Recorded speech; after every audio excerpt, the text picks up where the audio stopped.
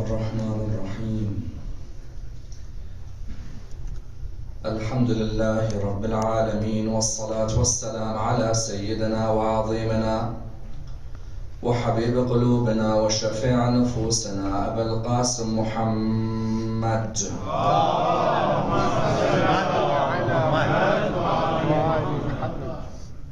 وعلى أهل بيته الطيبين الطاهرين وأصحابه الغر الميامين.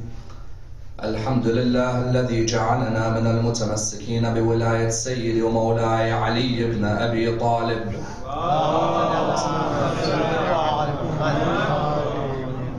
الحمد لله الذي هدانا لهذا وما كنا لنهتدي لولا أن هدانا الله. أما بعد، يقول الله في كتابه الكريم: بسم الله الرحمن الرحيم: والسماء ذات البروج واليوم الموعود وشاهد ومشهود قتل أصحاب الأخدود. The first of our salawat in honor of Rasulullah Muhammad sallallahu alayhi wa alihi wa sallam.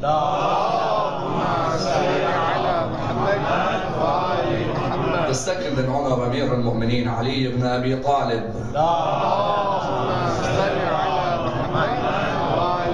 The third with your loudest voices in honor of Imam Sahib al-Asr wal-Zaman.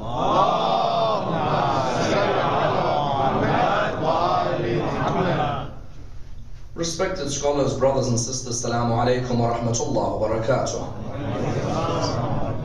The story of Ashab al-Ukhdud is one of the most fascinating stories in the Holy Quran. A story from which many lessons may be learnt and many examples may be derived. And a story which requires an in-depth examination, for it is a story with a historical basis and a contemporary significance. Contemporary on the first level in the idea that it allows us to examine the philosophy of martyrdom within religious thought. And the idea that Ashab al-Ukhdud refers to a group of Christian martyrs who died in the period of the rule of the Jewish leader Yusuf bin Dinuas al-Himyari. This highlights to us the importance of martyrdom within religious thought, and the idea that each and every religion in the world today values those martyrs of the religion who gave their lives away for the principles of the religion. And that a martyr has a sacred philosophy, a philosophy that can be seen in both the cause of the martyr as well as in the death of the martyr. And that's why you find within the religion of Islam we state that the martyr is never dead. Rather, the martyr remains alive, for their stand will remain alive forever, in the idea that the martyr is one who sought to ensure that the principles of the religion, the ethics of the religion, the jurisprudence of the religion were more important than their own life, and that they were willing to give away their own life for those principles. On a second level, it allows us to develop an area known as scriptural reasoning, an area which has to be developed by more and more mosques in the West today. Scriptural reasoning is when we study our texts and the texts of the Abrahamic religions and seek to examine which stories have a common denominator between each other. In the idea that there are many prophets of God whose stories may be found in the Bible and in the Quran. Likewise, there are many stories of great personalities which can be examined in our texts and the texts of other religions. And therefore it is our responsibility to enter scriptural reasoning, where we examine the scriptures of each and every religion and seek to find a common denominator. And therefore on the third level, the examination of Ashab al-Ukhdud is vital, because it opens the door for interfaith dialogue, as in this holy month of Muharam falls in the period that is known as the period of Christmas, a festivity for the Christian brethren. And such a topic is a topic which opens the doors and the horizons between us and our Christian brethren. For as we mentioned, Ashab al-Ukhdud are a group of Christians who believed in the oneness of God and the prophethood of Jesus. Yet the Quran decided to examine their story in order to bring together the two religions and bring the common denominators between the people. That's why I'd like to examine their story tonight in 4 stages. Number 1, who are Ashab al-Ukhdud? What exactly happened in their story? Who were the martyrs in the story, and how were they killed? And for what reason were they killed? Number 2, why would the Quran tell this story to the early Muslims in Mecca? Of what significance would a Mecca surah like Surah Al-Buruj be to the early Muslims? Number 3, who does Amir al-Mu'mineen refer to when he states that from my people there will be 7 who are the shuhada of the Ukhdud? Who are those 7 and why does he refer to this story? Number 4, Ashab al-Ukhdud originally were in the land of Najran. Which Christians in the time of Rasulullah were in the land of Najran and met Abu Abdullah al-Hussein? Let's examine this and we would have dissected the topic in complete depth.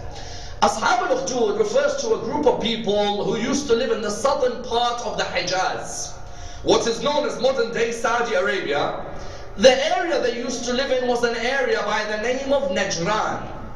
This area was ruled by a Jewish ruler by the name of Yusuf bin Dinuas al-Himyari.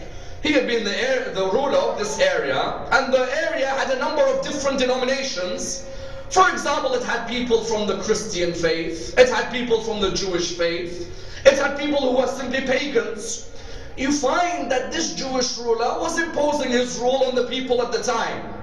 One particular incident involving a young man in this community changed the possible future and outlook of those people. What happened? There was a young man whose father had said to him, "My son, I want you to go and study magic under the magicians." There were a group of pagans who used to practice magic. He asked his son to go and practice magic under them. When his son was sent to go and practice magic under them, his son happened to pass by a place from which he heard a beautiful recital. A recital which he had never heard in his life. When he went towards the door of that place, he entered and he met a hermit, a member of the Christian church. When he met him, he said to him, "Excuse me, I heard a recital which I've never heard in the past. What is that beautiful recital?" He said, "That is known as the Psalms of Dawood, the Zabur of Dawood." He said to him, "Who is Dawood?" He said, "Dawood is one of the arch-prophets of God." He said, "From where do you recite?" He said, "I recite from a book known as the Evangel, the Injil." He said to him, "Would you teach me about this book and its religion?" He said, "Of course. We are of those who believe in God, and we believe in the prophethood of the prophets of God, and we believe in the Prophet Jesus alayhi salam." He slowly began to introduce him to the world of Christianity in its monotheistic origin. The belief in the oneness of God and the prophethood of the Prophet Jesus. This young man began to develop. His knowledge of religion began to develop until eventually what happened? Until eventually he would enter the community, but he was told, "Do not disseminate your faith, rather dissimulate your faith." Because there's a difference between dissimulation and dissemination. Dissemination is when I go out and propagate. Dissimulation is when I conceal my faith. Why? Because if I reveal my faith, then I know very well there's a good chance that people may end up killing me or killing the members of the religion. One day he walked past an area where he noticed that there were people in that area who were trying to cross towards the farm, but they were not able to get across. He came to them, he asked them, "Why can you not get across?" They said, "Because there's a wild animal in that farm. None of us have got the willpower to go and attack it." He said, "Leave it to me and I will finish that animal." And with one strike of a stone that was near him, he managed to kill that wild animal and they were able to cross. Some people came and asked him, "Where did you get this idea that you were able to defeat this animal? What is it that you recited?" He said, "I simply said in the name of Allah through the message of your Prophet Jesus." Slowly the people started listening to this person. There was an increase in the number of Christians in what was a Jewish land. When there was an increase in the number of Christians, the narration stated the king hadn't heard that this young man believed in Jesus. He had just simply heard that there was a young man with mystical abilities. He had the ability, because of his love for God, to be able to achieve such feats. The king called him in. He said to him, "I have a daughter. Nobody has been able to cure her. If you are able to cure her, I'll reward you with what you want." The narration states to us what? The narration states that he came towards that daughter. He supplicated. The daughter was cured. The king said to him, "What did you supplicate with?" He said, "I supplicated in the name of the Lord and the prophethood of the Prophet Jesus." He said, "Jesus, the one who reveres himself as the head of the Jews, the one who's come with that message which he claims comes for the lost people of the children of Israel and fulfilling promises? He said to him, yes. He said, then I will order your execution and the execution of those who follow you, because I do not allow you to follow such a way. He replied, but we have not come politically. We've simply come with a religious message that we believe in the oneness of Allah like you believe in the oneness of Allah. Notice later on why Amir al-Mu'mineen will refer to these people like his companions. There's a connection.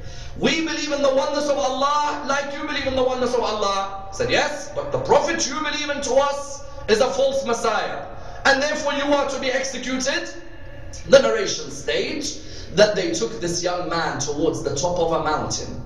The soldiers who had gone with him to go and execute him had gone alongside him. The narration states that as they wanted to execute him, that mountain began to crumble in a way where the soldiers fell, but the young man was still standing. When this happened, this brought about more publicity for the young man. But here you have a person who believes in the prophethood of Jesus, son of Mary, and is a believer in the oneness of God. Yet here you have a young man who the king tries to execute. The soldiers of the king fall, yet the young man is still alive, until that king brought back that young man, recognizing that more and more Christians in that land known as the land of Najran, more and more Christians were coming towards the message. The king brought him. Do you know what the young man said to him? He said to him, for what crime have you tried to kill me? He said, because of your belief in Jesus, son of Mary, as being a prophet of God. The young man said, so do you want me to be killed? Is that your aim? He said, yes. He said, then I will tell you how exactly you will be able to kill me. Notice the certainty that you achieve when you know that you're on the message of Allah subhanahu wa ta'ala.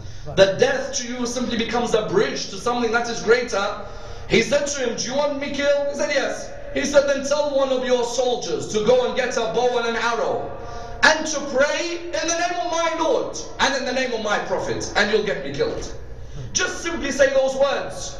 That king, instead of looking at those words and thinking that these words possibly are a sign for me, the king came and he came forward and he said, بِإِسْمِ رَبْ هَذَا الْغُلَامِ, in the name of the Lord of this servant, of this young man, I want him killed. At that moment that arrow came and killed the young man.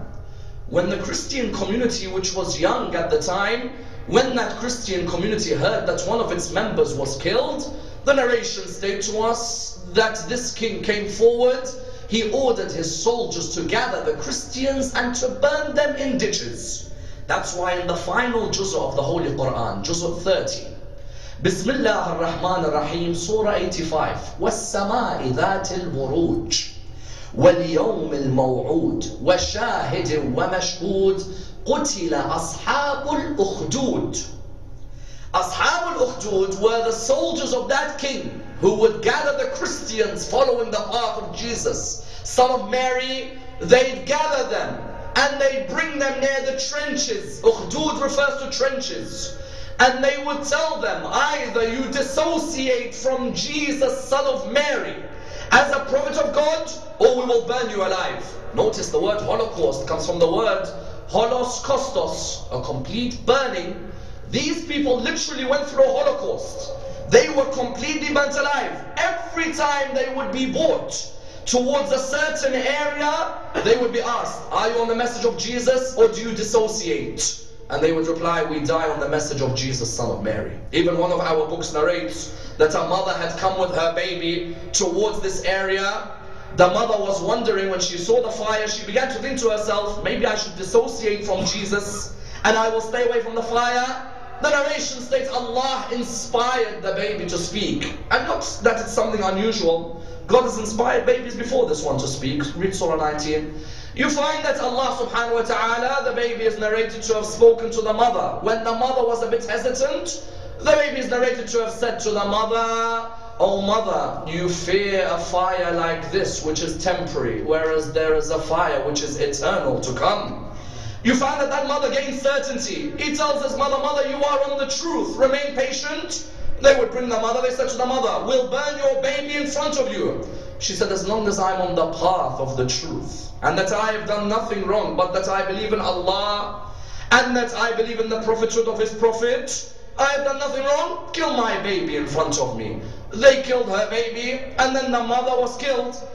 Out of all these people of Ashab al-Ukhdud, only one of them managed to survive. And when that one of them managed to survive, the narrations state to us that that one person managed to get to the Tsar of Rome, who eventually led him to Najashi of Ethiopia, and Najashi of Ethiopia was able to overthrow Yusuf bin Dinas al-Himyari. Yet the main point of the story was what? Was that the Quran mentions the story of the Christians who came before Islam, who were executed and became martyrs because of their belief in Allah subhanahu wa ta'ala. The question arises, why would Allah narrate such a story? Why? As in, what's the significance of such a story? We know Surah 85 of the Quran is a Meccan surah. Therefore, it's one of the earliest surahs in the Quran. Because the Meccan surahs differ from the Medinite surahs. The Medinite surahs would be later. They would be establishing the Furu' ad-Din, whereas the Meccan surahs would establish the Usul ad-Din. Why would Allah subhanahu wa ta'ala mention such a story of a group of believers who died on the truth and were willing to die? It's because of two reasons. The first, to act as a solace for those early Muslims who were going through hardship fighting for the message of the religion of Islam. And number two, to inspire them with confidence that in the same way you are going through hardship, there were believers in the path of Jesus the Prophet before your Prophet, who went through the same hardship, yet we want to honor them in this holy book. Because you know how the system works. Allah reveals a surah to the Prophet through Jibreel.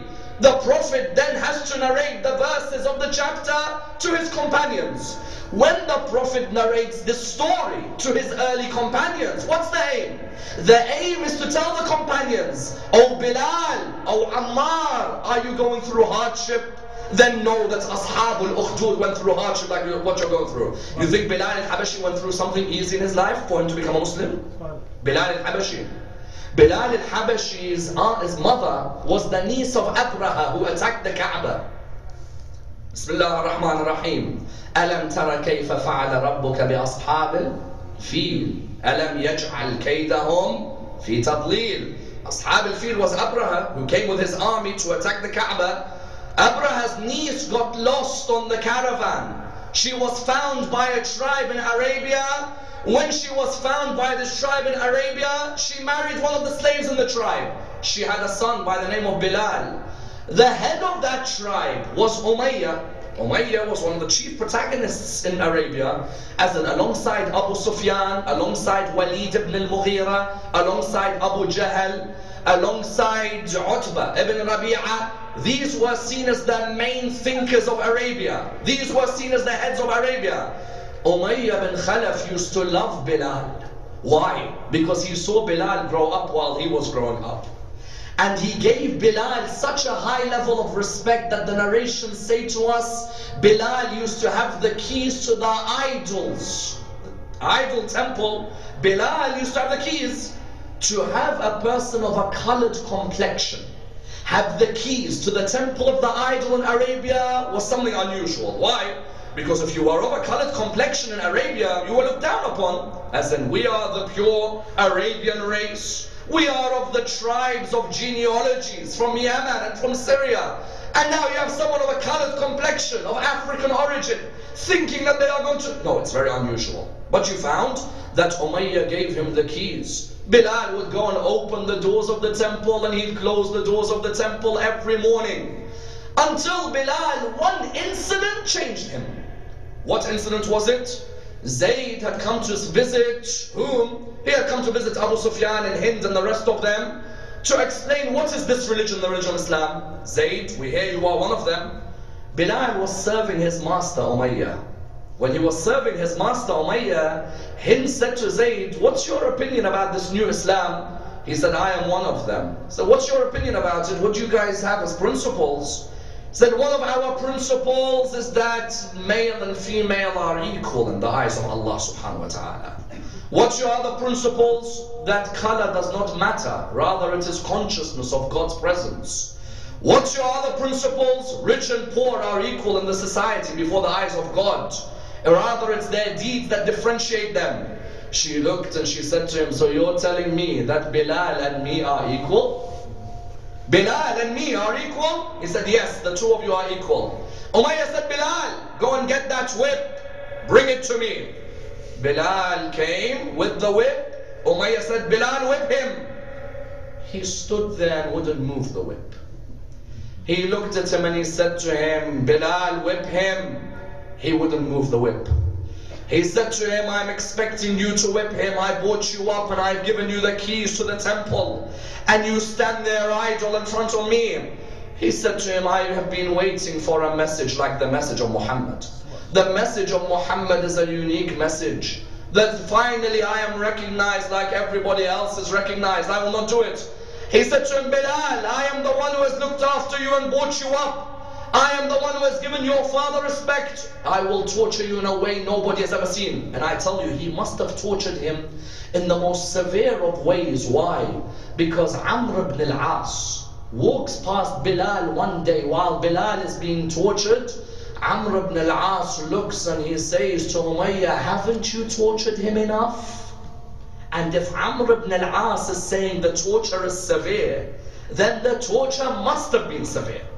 Because he tortured him in a way nobody had ever seen. First he locked him in the cellar downstairs. He then ordered children to throw their stones at him while he's chained. He ordered him to be rolled down the mountains of Arabia. And any of you who've been to Umrah and Hajj have seen those mountains.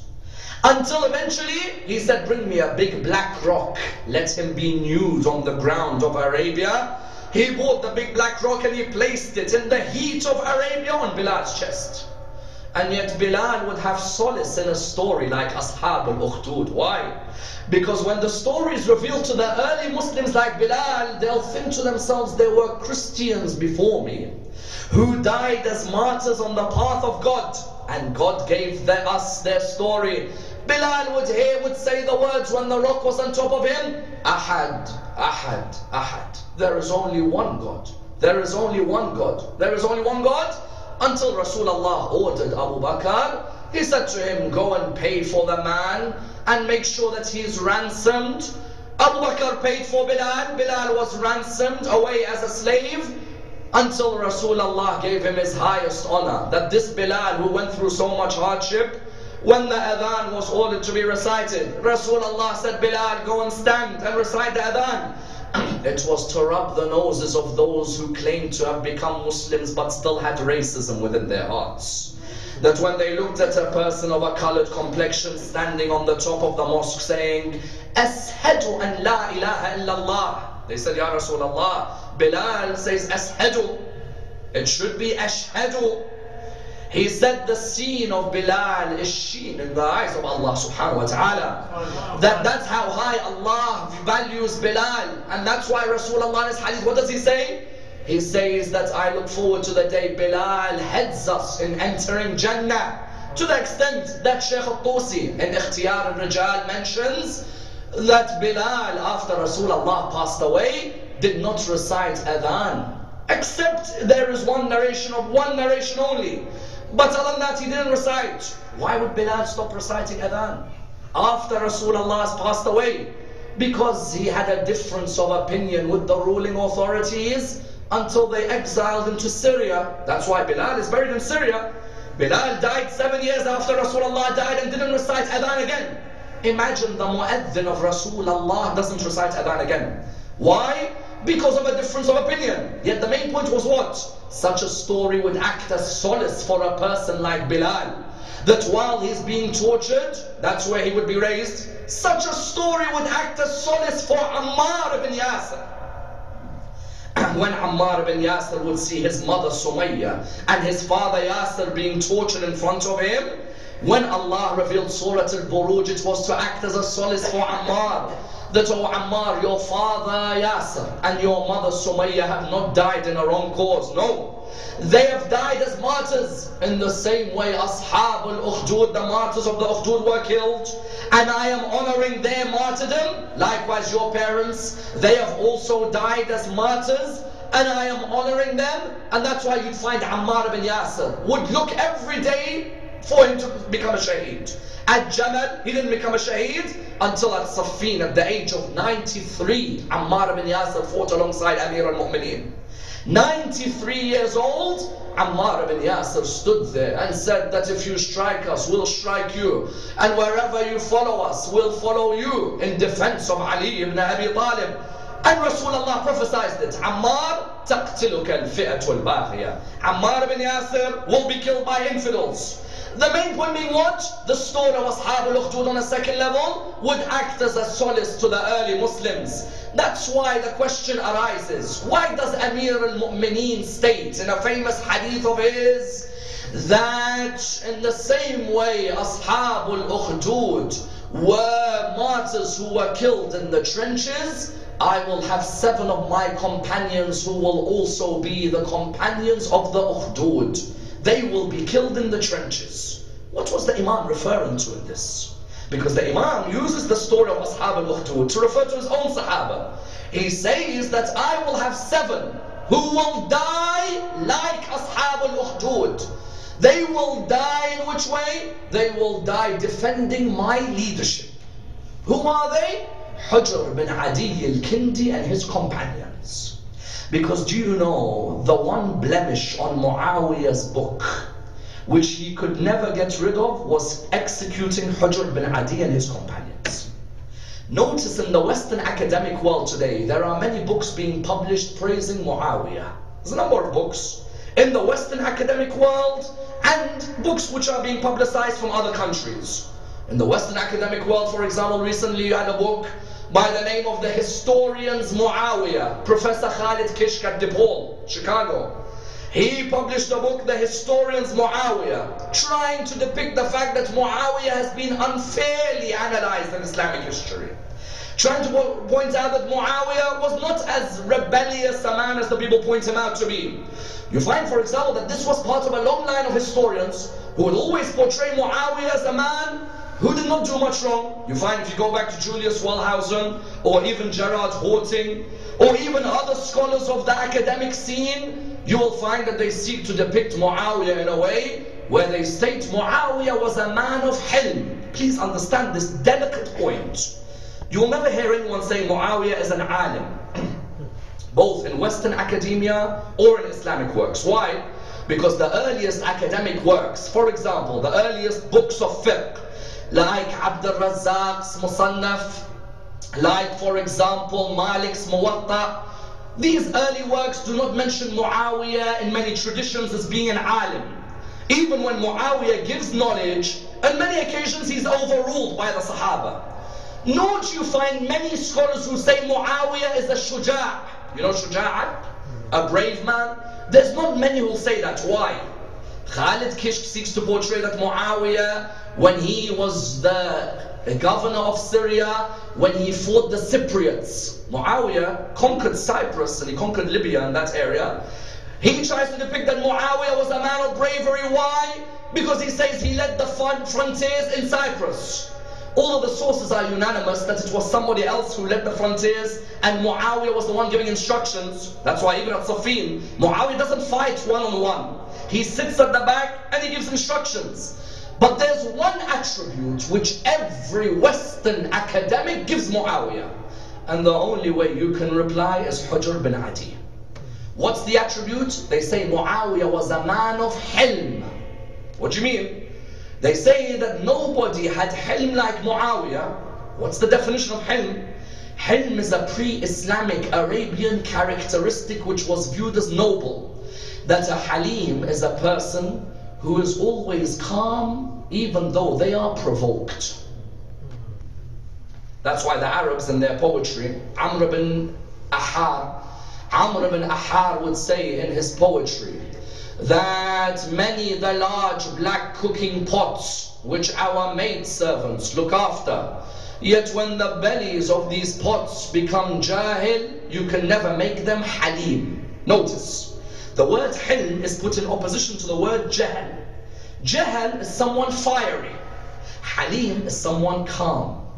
In this piece of poetry, Amr ibn Ahar says what?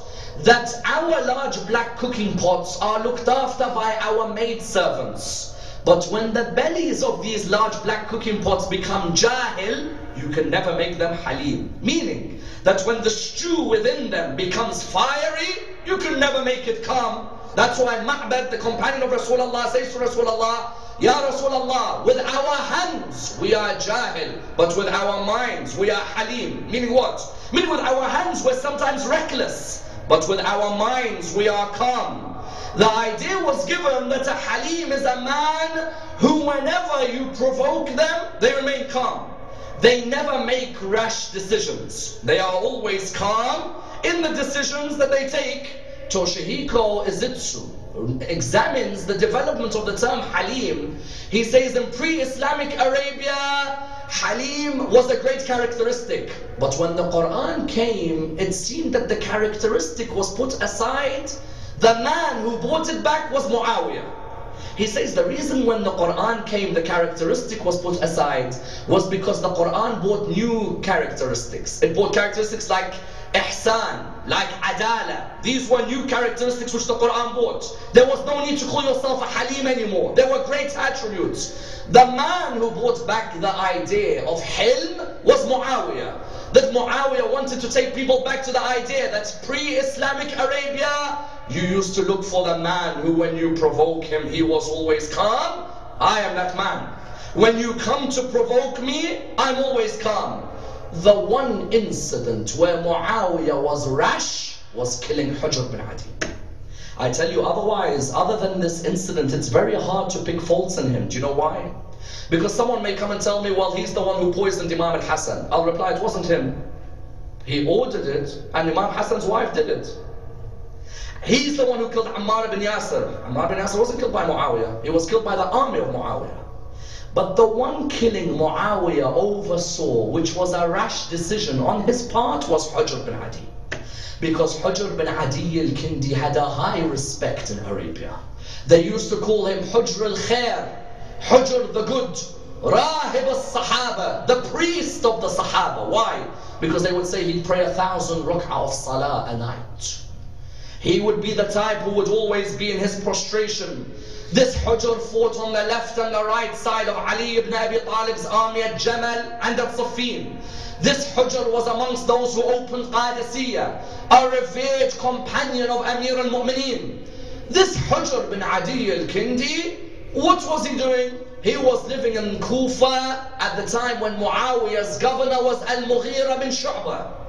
Al-Mughira bin Shu'bah was governor of Kufa. Ziyad ibn Abi, the father of Ibn Ziyad, was the governor of Basra. Al-Mughira ibn Shu'bah, the narrations, what do they state to us? The narrations state to us Al-Mughira bin Shu'bah on the pulpit used to order the cursing of Ali ibn Abi Talib. Every Friday, you begin the khutbah of Salat al-Jum'ah cursing Ali ibn Abi Talib. To the extent Suyuti narrates, within about 30-40 years, 10,000 pulpits in the Islamic State used to curse Ali ibn Abi Talib. The narration states what happened, that Mughira used to order the cursing. Hujr bin Adi would stand up. He'd say, I believe in the same Lord that you believe in. But this cursing of Ali ibn Abi Talib I will never accept. Every time in the khutbah he'd interrupt. Mughira bin Shu'bah, he lived until a certain period. When he died, Ziyad became governor of Kufa and Basra. The only man in history who became governor of Kufa and Basra at the same time. When Ziyad became governor of Kufa and Basra, sometimes 6 months he'd be in Kufa, 6 months he would be in Basra. When he'd leave Kufa, he'd leave Amr ibn Hurayth in charge of Kufa. Amr ibn Hurayth on the minbar as well, begin the khutbah Salat al-Jum'ah cursing Ali ibn Abi Talib. Hujr bin Adi al-Kindi with his companions, when sitting down, they'd speak out, stop the cursing of Ali ibn Abi Talib, stop the cursing. When Ziyad found this out, he did two things.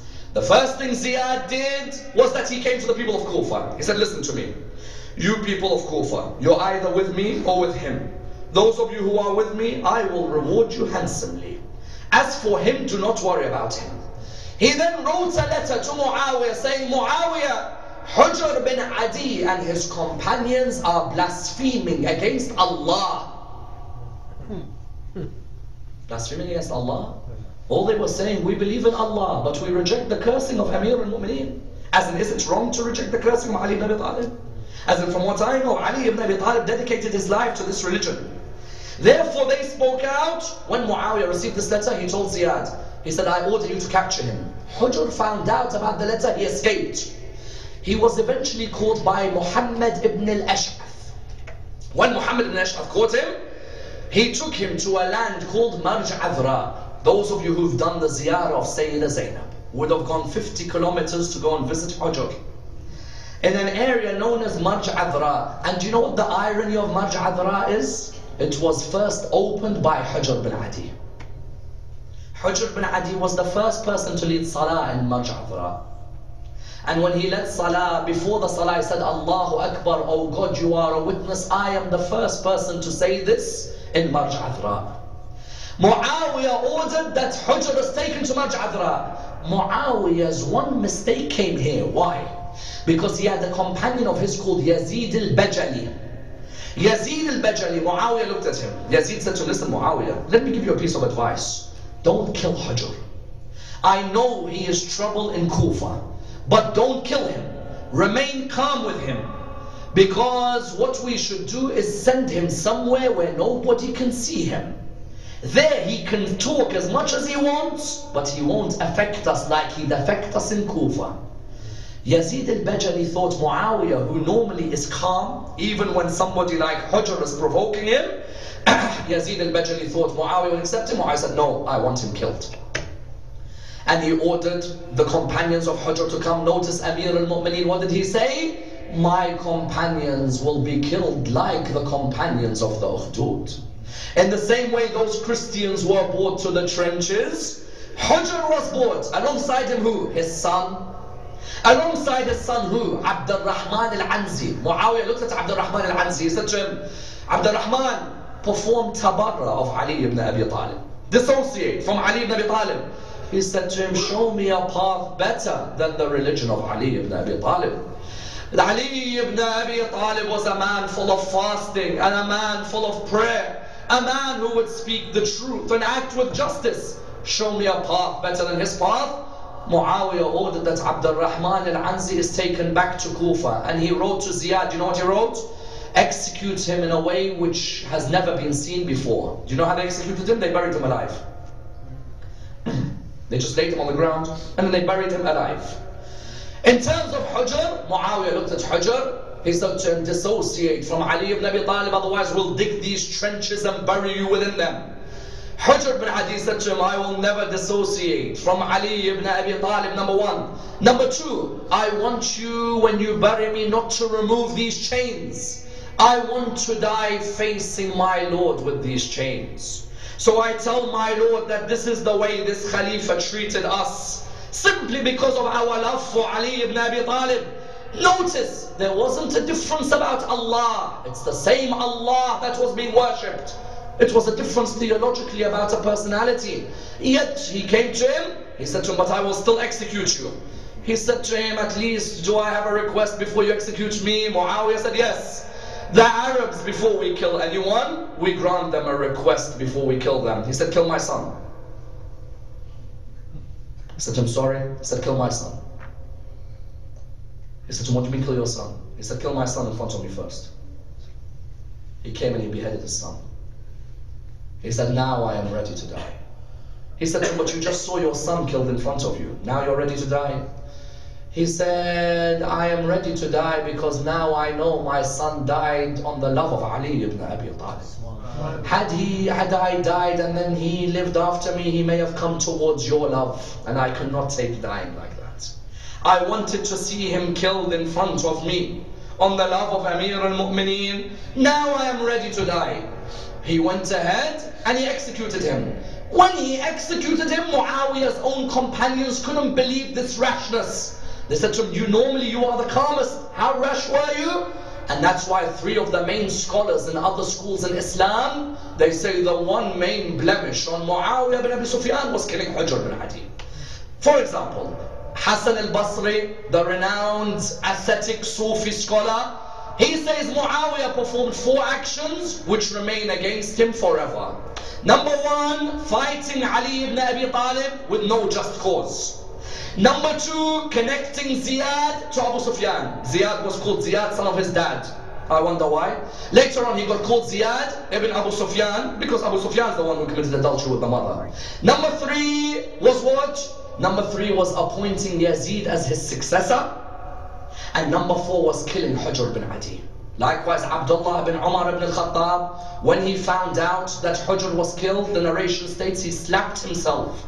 And he said, Allahu Akbar, Allahu Akbar, a man like Hujr has been killed. Likewise, Aisha, when she found out Hujr was killed, in the same way Ashab al-Ukhdud killed the Shuhada, she said, Oh Muawiyah, did you kill 7 in Marj Adra of the followers of Ali ibn Abi Talib? He said, yes, I did. She said, Oh Muawiyah, one day I was sitting with Rasulullah and he said to me, 7 will be killed on Marj Adra, for whom Allah will show anger and the angels will show anger. Therefore you find that when Amir al-Mu'mineen related the story of Ashab al-Ukhdud towards the story of his own companions, because they were likewise buried in trenches and they were executed. Indeed, these Christians of Ashab al-Ukhdud, the narrations state that only one of them survived. He went to the Tsar of Rome. When he went to the Tsar of Rome said to him, I cannot help you, but I will send you towards a man in Abyssinia known as the Najashi. Remember when Rasulullah was in trouble, he sent his companions to Abyssinia? The Najashi eventually managed to help the Christians. The Christians managed to live in Najran all the way until Rasulullah came. Until when Rasulullah opened Mecca, in that time what happened? When Rasulullah opened Mecca, you either lived in Mecca as a Muslim or as a non-Muslim, but you paid the jizya, the tax. In that time when they had to pay the tax, the Christians of Najran came to Rasulullah in an event known as the event of Mubahala. Do you see how history continues? You began with the Christians who were being martyred until the Christians of Najran, the same area, came to meet Rasulullah. When they came to meet Rasulullah, they said to him, Muhammad, what's your opinion about Jesus? He said, we believe Jesus is a prophet of God. He said to them, what's your opinion about Jesus? They said, we believe Jesus is the Son of God. He said to them, why? They said, because he didn't have a father. The Quran revealed the verse, Bismillah ar-Rahman ar-Rahim, chapter 3, verse 59. إِنَّ مَثَلَ عِيسَى عِنْدَ اللَّهِ كَمَثَلِ آدَمَ. The example of Jesus in the eyes of God is the same as that of Adam. As in, if you're saying Jesus should be the son of God because he didn't have a father, Adam, did he have a father? No. Did he have a mother? No. So who should be the son? Who should be the son, Adam or Jesus? When they rejected this discussion, they agreed to a mubahala. A mubahala, do you know what it is? A mubahala is when you say, bring the best of your religion, I'll bring the best of my religion. I am so confident in who I'm going to choose that both of us will ask God to curse whoever's wrong. The Quran in verse 61 said, Bismillah ar-Rahman ar-Rahim, فَمَنْ حَاجَّكَ فِيهِ مِنْ بَعْدِ مَا جَاءَكَ مِنَ الْعِلْمِ فَقُلْ تَعَالَوْا نَدْعُ أَبْنَاءَنَا وَأَبْنَاءَكُمْ وَنِسَاءَنَا وَنِسَاءَكُمْ وَأَنفُسَنَا وَأَنفُسَكُمْ ثُمَّ نَبْتَهِلْ فَنَجْعَلْ لَعْنَةَ اللَّهِ عَلَى الْكَاذِبِينَ. The Quran said what? We'll bring our sons, you bring your sons. We'll bring our woman, you bring your woman. We'll bring ourselves, you bring yourselves. Do you know what's important about this point? Mubahala happened a year before Ghadir. Mubahala happened on the 24th of Dhul Hijjah in the 9th year after Hijrah. Ghadir happened in the 18th of Dhul Hijjah in the 10th year after Hijrah. Mubahala happened a year before Ghadir. Whoever Rasulullah is going to take with him in Mubahala definitely are the best of the religion. Do you know why? Because the religion is 21 and a half years old on the day of Mubahala. Rasulullah was a prophet of God for 23 years. Whoever he's going to take with him to face the Christians are the most important people in the religion. Because he's had 21 years of looking at the people of this religion, and now he only narrows it down to 5 who can really represent it. And notice on the day of Ghadir, a man is called Mawla. True? On the day of Mubahala, the man is called the Nafs of Rasulullah. A year after each other. Because when he said, I will bring our sons, you bring your sons. I'll bring our woman, you bring your woman. We'll bring ourselves, you bring yourselves. As his self, he took Ali ibn Abi Talib with him. As his woman, he took Fatima al-Zahra with him. As his sons, he took Imam al-Hassan and Imam al-Hussein. He took these and he said, these five are me and these are those who represent this religion. When the Christians saw them, do you know what they said? They said that we are not going to enter this mubahala. No way. He said to them, why? They said, because the man is definitely speaking of the truth. They said to them, why? They said, because a man who's willing to take his sons and his wife and his daughter and his son-in-law as representatives of a religion is a man who's definitely believing in that religion. Because you can easily take your companions with you, but no, when you take your family, you are definitely certain that you are representing that religion. Then number two, they said, the amount of light that shines from those five faces. If it told a mountain to move, the mountain would move from its place. Notice how these Christians are the ones who first laid their eyes on the grandson of Rasulullah. That Abu Abdullah al-Hussein on that day was only about 5 years old. Yet the Christian wouldn't enter the mubahala. Why? Even though he's a Christian, he sees a light shining from that face of Abu Abdullah that does not allow him one bit of coming towards the event. You find therefore that in the same way Ashab al-Ukhdud, the mother was willing to give away her son. In the same way Hujr bin Adi was willing to give away his son. Likewise Rasulullah was willing to sacrifice his son on the day of Mubahala in representing the religion. Yet Rasulullah's son wasn't sacrificed on that day. Rather, he was sacrificed on the 10th of Muharam. In the way Rasulullah gave away his holy son on that day as a sacrifice for the religion of Islam. And that's why you found that this man is the man who the Quran said is min abna Rasulullah. He is not his grandson. No, he is his son. And where better to begin than in acknowledging him as the son of Rasulullah and the son of Khadijah al-Kubra. And that the first of the Masa'ib of Al-Muhammad in our series is the Masa'ib of Khadijah, the wife of Rasulullah. In understanding how this young man gave away his life on the 10th of Muharram as an adult named Hussein, he came from the loins of Khadijah. In the same way he sacrificed, his grandmother had sacrificed everything. And that's why when Rasulullah came to bury Khadijah, he came to bury her, he wanted to place a kafan on her. Yet Rasulullah had been so poor at the time because of the 3 years of economic sanctions that he couldn't even afford a kafan to cover Khadijah's whole body. When he came to cover one part of the body, the other would be left empty. When he'd cover the second part, the other would be left empty. It was difficult for Rasulullah that Khadijah, who had given everything away to the cause of the religion of Islam, he was not able to cover her body. The narration states to us, he looked up and he called out, Ya Allah, this is your Prophet Muhammad. I call out to you to allow me to bury my wife Khadijah, and to allow me to have a kafan which is able to cover her body in its entirety. The narration says to us at this moment, Jibreel came down to Rasulullah with 5 kafans. When he came to Rasulullah with the 5 kafans, Rasulullah looked at him and he said to him, Oh Jibreel, what are these 5 kafans? Tell me who the first kafan is for. He said to him, Ya Rasulullah, the first kafan is for your wife Khadijah, in order that you are able to bury her. For anyone when they are killed deserves a kafan on their body.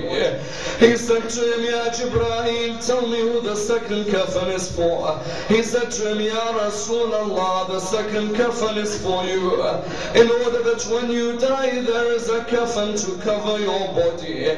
He said to him, Jibreel, tell me who is the third kafan for? He said to him, Ya Rasulullah, the third kafan is for your daughter Fatima, that when they strike your daughter there is a kafan to cover her body.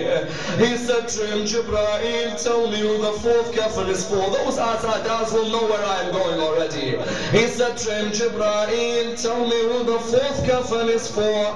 He said to him, Ya Rasulullah, the fourth kafan is for Ali ibn Abi Talib. Talib. And that when he is struck on his head in the mosque of Kufa, there is a kafan to cover his body. He said to him, Jibreel, tell me who the fifth kafan is for. He said to him, Ya Rasulullah, the fifth kafan is for your grandson Hassan. That when they poison him, there is a kafan to cover his body. He called out, Ya Jibreel, tell me where is the kafan for Abu Abdullah. He said to him, Ya Rasulullah, Abu Abdullah will die without a kafan. He said to him, Jibreel, why will Abu Abdullah die without a kafan? He said to him, Ya Rasulullah, because the horses of Bani Umayyah will trample on the body of Abu Abdullah. Ya Rasulullah, when he will lie on the ground, they will cause their hooves to trample on his body, which will mean that Allah has decided that Abu Abdullah dies without a kafan. Inna lillahi wa inna ilayhi raji'un. Raise your hands, brothers and sisters. We pray to Allah subhanahu wa ta'ala to raise us with Muhammad and Al Muhammad, to allow us to be amongst those who protect their message, to allow us to be amongst those who receive their intercession in this world and the hereafter. Ya Allah, raise us with the Imam of your time, Imam Sahib al-Asr wal-Zaman. Allow us to be amongst his companions and amongst those who protect his path. We pray to Allah subhanahu wa ta'ala the Surah Al-Fatiha, and before it the loudest of salawat.